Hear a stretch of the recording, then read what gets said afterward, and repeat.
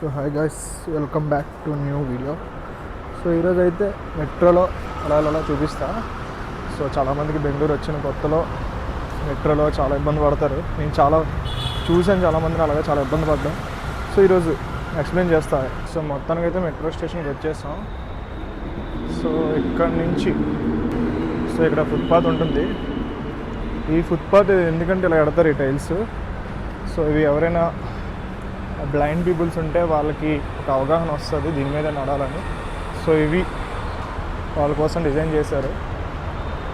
So enter అవ్వగానే so ఇక్కడైతే lift ఉంటుంది.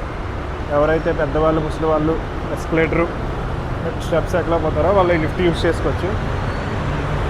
సో మనమైతే టికెట్స్ అని చూపిస్తుంది కదా, సో ఈ దారిలో వెళ్ళిపోండి. ఫస్ట్ ఆఫ్ ఆల్ చాలామంది కన్ఫ్యూజన్ అవుతారు, రెండు ఉంటాయి మొత్తం, ఎగ్జిట్ ఏ, ఎగ్జిట్ బి అని.